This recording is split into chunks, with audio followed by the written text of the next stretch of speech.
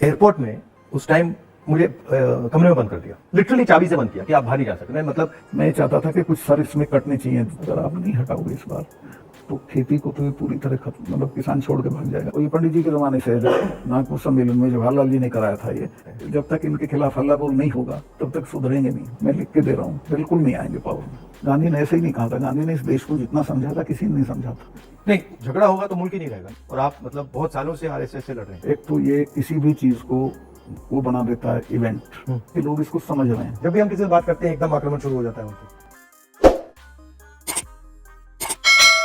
हमारे जो पॉलिटिशियंस है, काफी लोगों को ये हो जाती है कि बस बनना ही बनना है। हाँ, मतलब सब कुछ कॉम्प्रोमाइज करके बनना है। मैं आपको कह रहा हूँ, आपकी पूरी जो स्ट्रेंथ है जो किसी के पास नहीं है, वो ये है कि मुझे कुछ नहीं चाहिए, इससे सामने वाले सब खलास हो जाते हैं।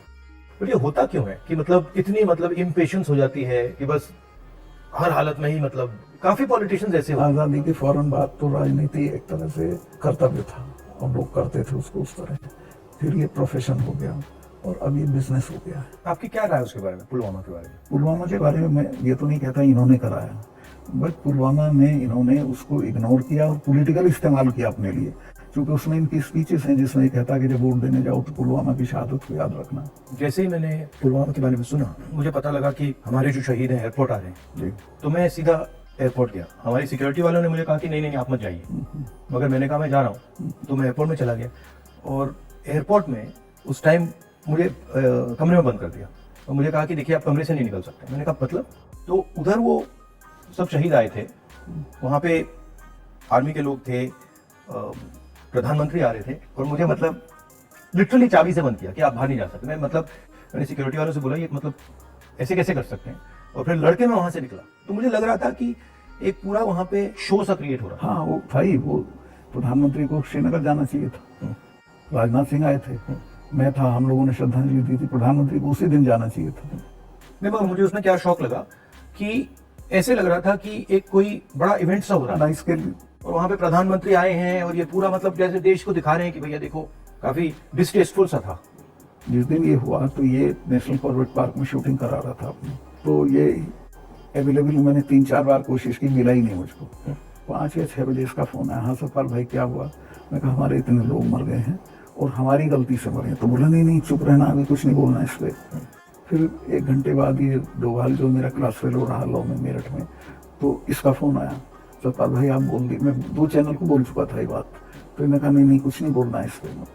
मैं कहा ठीक है, मैं समझा कुछ जांच वाँच कराएंगे उस पर असर पड़ेगा, कुछ भी नहीं। तीसरे दिन इनका आ गया कि ये पुलवामा की शहादत को याद रखो और अब हम बालाकोट करेंगे, ये करेंगे, वो करेंगे। और अभी तक उसमें कुछ नहीं हुआ? कुछ नहीं, करना भी नहीं है इसको। तो जब आप वहां गए, जैसे पॉलिटिक्स में हम ऐसी घटनाओं में जाते हैं, तो जब हम कहीं पहले पहुंचते हैं कोई माइंड में कोई फीलिंग आती है, तो इसमें आपकी क्या फीलिंग आई थी जब आप पहली बार वहां गए? आप मेरा यकीन करेंगे, आई वॉज इन टीयर्स। तो मैंने इसको फोन किया, मुझे नहीं मिला। जब 5 बजे मेरी बात हुई तो मैंने कहा हमारी गलती से हुआ ये। तो बोला नहीं नहीं इस पर आपको चुप रहना है।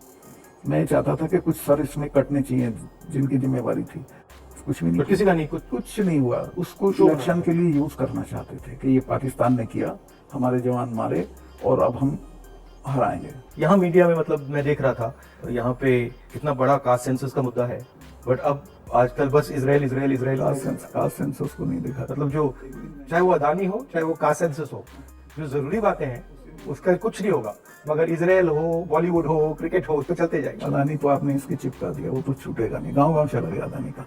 और लोग ये कहते हैं अदानी के यहाँ इसी का रुपया है, वो 20,000 का आपने उठाया था, 20,000 का इतना बड़ा इन्वेस्टमेंट कहाँ से आएगा? कल ही एक स्टोरी आई है कि ये कोयले के प्राइस इन्फ्लेट कर रहा है, वहाँ से इंडोनेशिया से कोयला नाव में जाता है और यहाँ पहुँचते उसकी प्राइस इन्फ्लेट हो जाती है और फिर लोगों को बिजली के लिए ज़्यादा रेट देना पड़ता है, मगर वो भी मीडिया ने कहीं नहीं उठाया। मुझे खबर ये दी गई कि जिस दिन मैं ये करण थापर का इंटरव्यू किया, इन्होंने बुला के सब चैनल्स को कहा कि खबरदार कोई रिपोर्टिंग नहीं होगी, और अतीक अहमद का केस हो गया और उसको 10 दिन तक हेडलाइन। मैंने जब मैंने वो देखा, मैंने अपनी बहन से कहा कि ये जो आपने पुलवामा की बात की है, इसके कारण ये किया गया है, टोटल डिस्ट्रैक्ट करने के लिए। मैंने नोटिस किया जब आपने पुलवामा की बात की तो ये सब कर रहे थे, लेकिन अतीक अहमद ने उसको 10 दिन तक खत्म कर दिया, ओवरशैडो कर दिया।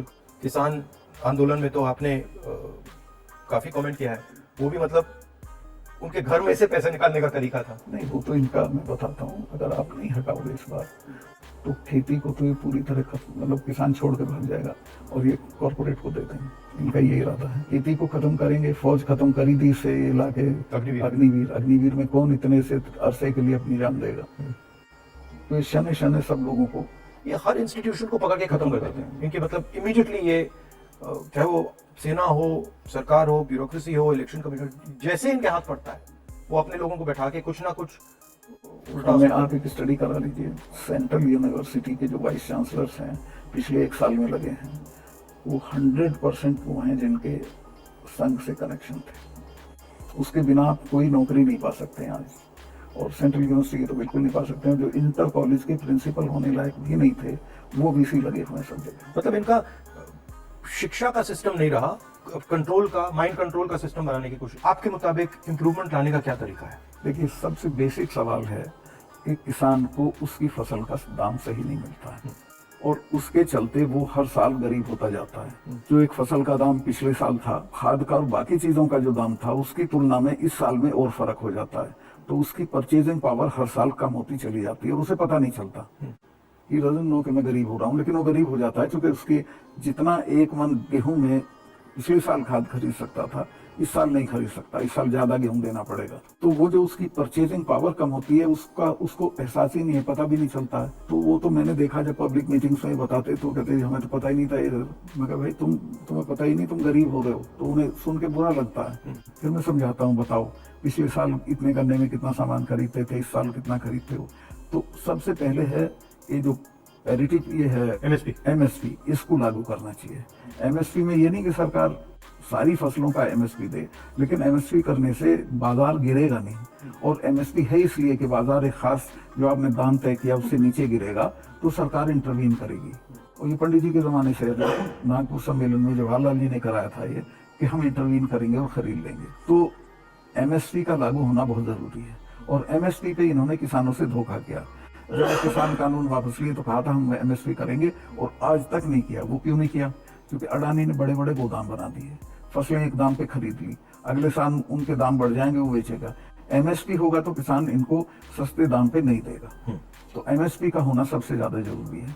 फिर जो उसके लिए आप खाद, बिजली, पानी जो भी सरकार देती है उसके दामों पे कंट्रोल करना पड़ेगा, वो बेतहाशा ना हो, ताकि वो जो मैंने बताया तो जो फर्क रहता है खरीद बेच का वो ना हो। जो आप कह रहे थे, ये जो अदानी जी हैं, इन्होंने पूरा जो स्टोरेज का इंफ्रास्ट्रक्चर है अपने हाथों में ले लिया है। इसका इफेक्ट मैंने जम्मू कश्मीर में देखा, इसका इफेक्ट हिमाचल में दिखता है, अलग अलग स्टेट्स में, हरियाणा, पंजाब में। हरियाणा में तो पानीपत में बड़े बड़े गोदाम बना दिए।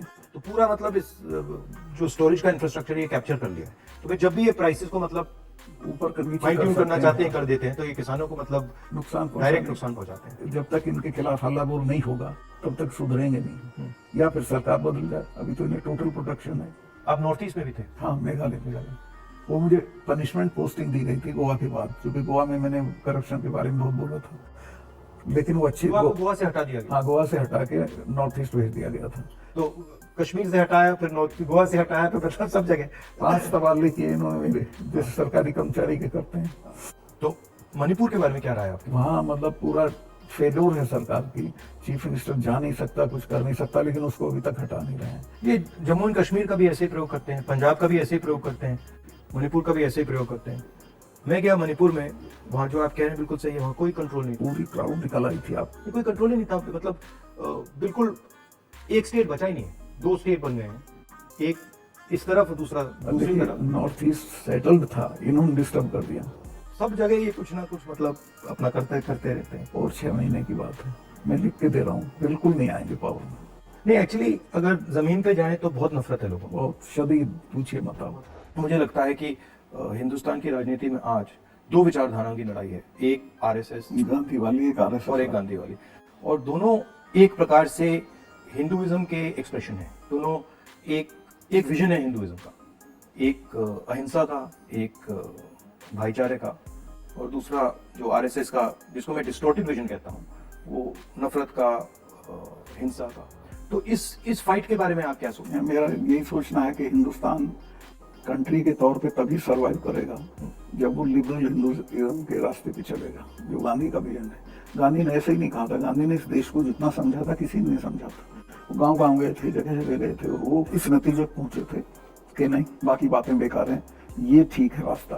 तो हिंदू का जो लिबरल हिंदू थॉट है वही रहेगा तो देश सरवाइव करेगा, वो टुकड़े टुकड़े हो जाएगा अदरवाइज।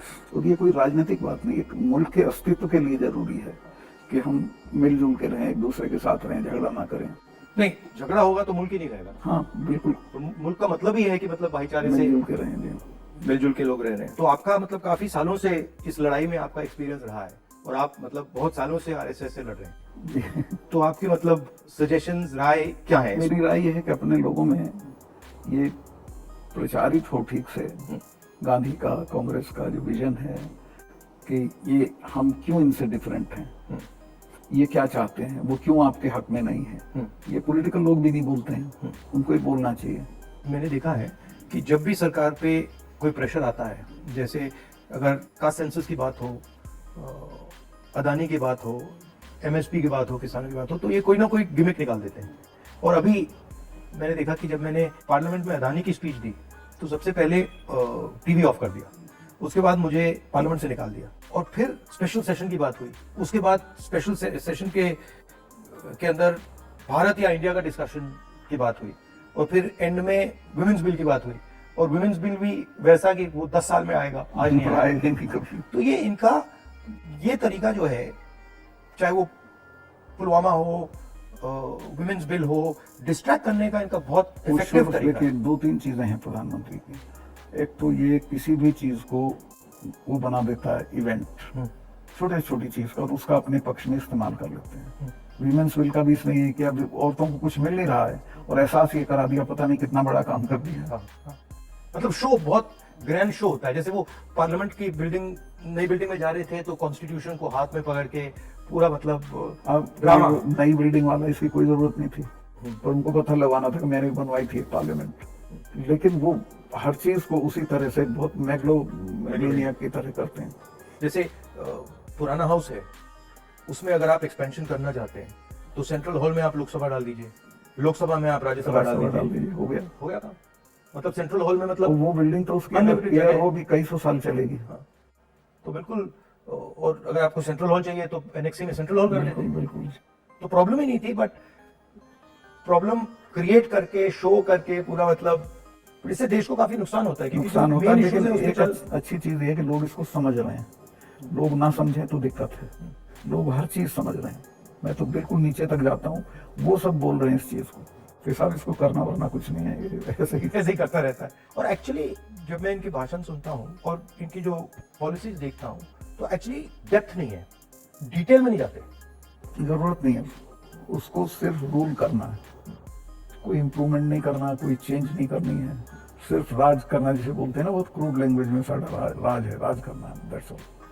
और वो उस तरह से जो जवाबदेही जनता के लिए होती है वो महसूस भी नहीं करते हैं। आपने काफी बहादुरी के साथ जो पुलवामा के बारे में बोला, आपने जो अदानी के बारे में बोला, किसानों के बारे में बोला, तो फिर आपको धमकाया गया, सीबीआई इंक्वायरी कराएगी, सब शुरू हो गया, पूरा इनका सिस्टम चालू हो गया। आप हैरत करेंगे, ये कानून है कि जो शिकायत करता है उसको सजा नहीं दी जाती है।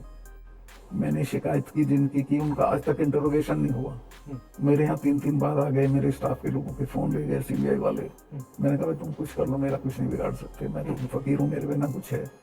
तो तंग आ गए वो, लेकिन करना पड़ा। फिर यही कहते थे लास्ट में, साहब नौकरी कर रहे हैं। वो मुझे भी यही कहते थे कि भाई आप छोड़िए, मतलब हमें दबाया जा रहा है, हमें करना पड़ रहा है, इसमें कुछ है नहीं।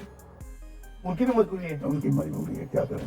हम बात कर रहे हैं तो इसके बाद में आप पर भी थोड़ा आक्रमण करेंगे। जब भी हम किसी से बात करते हैं एकदम आक्रमण शुरू हो जाता है उनको। हाँ नहीं करेंगे, मेरे पे तो करते रहते हैं, ज्यादा दिक्कत नहीं, आपको कोई फर्क नहीं पड़ता। सोचिए, अब बताइए मैं क्या करूंगा। एक बहुत सिंपल सी टिप आपके साथ शेयर करती हूँ। अपने हाथ को इस तरीके से रखिए।